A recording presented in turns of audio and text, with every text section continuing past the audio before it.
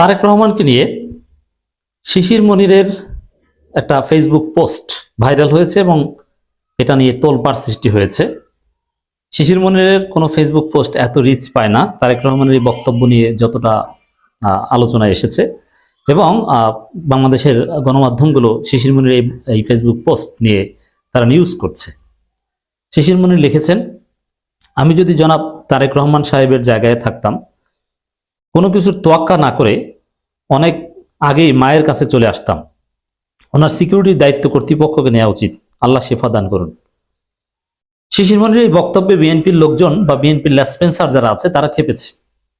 তারা অনেকে বলছে শিশির মনিরের বাপ মা মার্কিন নাগরিক, সে তাদের কাছে যায় না। আবার কেউ বলছে যে তিনি নাকি ঘর জামাই থাকেন। নানান কথাবার্তা ছড়ানো হচ্ছে, এগুলো ফেক কথাবার্তা। শিশির মনিরের বাপ মা মার্কিন নাগরিক না, আর তিনি কোনো ঘর জামাইও থাকেন না, আমি জেনে বলছি, এটা পুরোটাই মিথ্যা কথা। শিশির মনির নিজের পয়সা দিয়ে ভাড়া করা ফ্ল্যাটে থাকেন। এখন পর্যন্ত কিনেছে কিনা জানি না, তবে আমি সর্বশেষ তার যে ঠিকানা জানতাম ভাড়া ফ্ল্যাটে থাকতেন। তার অফিস ভাড়া নেওয়া, ধানমন্ডিতে ল ল্যাবের অফিস। অতএব তিনি ঘর জামাই থাকেন, এটা ভুয়া কথা। আর তার বাপ মা মার্কিন নাগরিক, এটা আরো ভুয়া কথা। এগুলোর কোনো ভিত্তি নেই। কিন্তু শিশির মনির যে বক্তব্য যে আমি যদি জনাব তারেক রহমানের জায়গায় থাকতাম, এটা শিশির মনির বক্তব্য না, এটা 18 কোটি মানুষের অনুভূতি। শিশির মনির প্রত্যেকের ফিলিংসটা জাস্ট তার ফেসবুক পোস্টের মাধ্যমে রিফ্লেক্ট করেছেন, আর কিছুই না।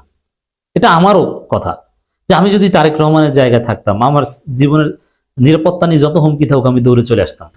আপনি জিজ্ঞেস করেন আপনার আশেপাশে যে আছে সুস্থ ধার আর মোটামুটি একটু প্র্যাকটিসিং মুসলিম, ভালো ঘরের সন্তান, ভদ্রতা আছে, সজীব ওয়াজেদ জয় বা হাসিনা ফ্যামিলির মতো কোনো উদ্ভট ফ্যামিলির সন্তান নয়। মোটামুটি বাঙালি কালচার, বাংলাদেশি রিচুয়ালসে বিশ্বাস করে বা প্র্যাকটিসিং মুসলিম, এদের যে কারো কাছে জিজ্ঞেস করেন যে আপনার মা, তাও যেমন তেমন মানা, একজন মহিয়সী নারী, একজন সাবেক প্রধানমন্ত্রী 3 বারের, একজন লড়াকু সৈনিক, একজন মজলুম মা, সে মৃত্যু সজ্জায়, জীবন মৃত্যুর সন্ধিক্ষণে।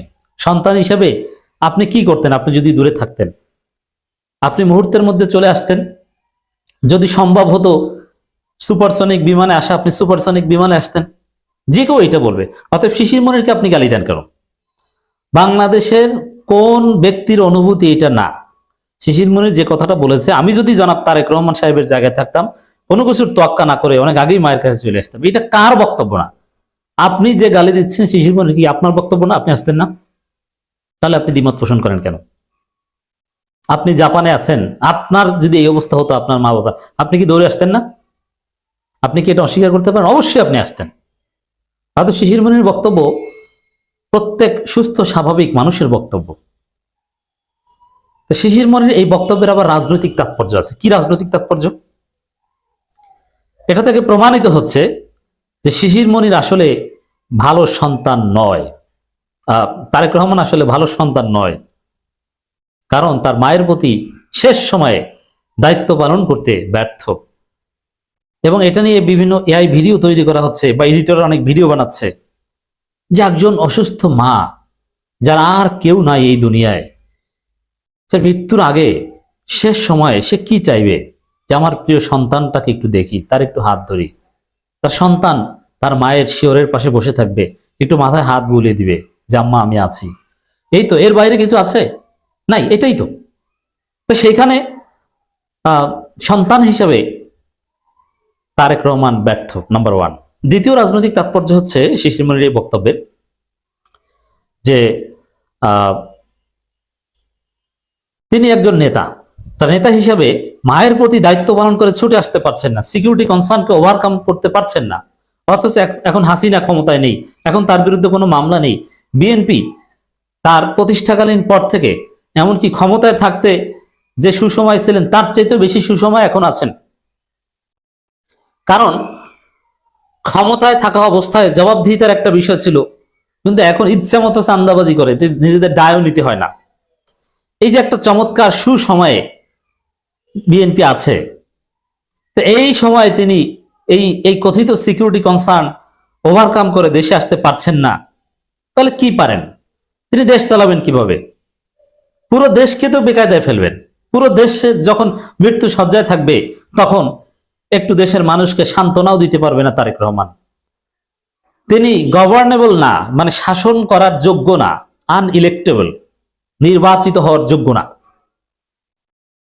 তারেক রহমান নির্বাচিত হওয়ার যোগ্য না, নির্বাচনে জেতার, সরকার প্রধান হওয়ার, প্রধানমন্ত্রী হওয়ার যোগ্য না। শিশির মনির এই বক্তব্য থেকে এই বিষয়টা কিন্তু কনক্লুড করা যায়। তো দর্শক দেখেন, শিশির মনির এই বক্তব্যের মধ্যে খালেদা জিয়া বা তারেক রহমানের প্রতি কোনো তাচ্ছিল্য নেই। আমরা পলিটিক্যাল অ্যাক্টিভিজম করতে যেয়ে অনেক তুচ্ছ তাচ্ছিল্যমূলক কথাবার্তা বলি, কিন্তু শিশির মনির এই বক্তব্যে কোনো তাচ্ছিল্য নেই, একদম ফেয়ার কথা, কি ভদ্রতা। তারেক রহমান সাহেব, দেখেন এটা জানতে হবে, you must know that advocate Shishir Monir কিন্তু তারেক রহমানের আইনজীবী। অতএব তারেক রহমান তার ক্লায়েন্ট সম্পর্কে, এবং কেমন ক্লায়েন্ট, তারেক রহমানের জীবনে সবচাইতে ভিআইপি ক্লায়েন্ট মনে হয় তারেক রহমান।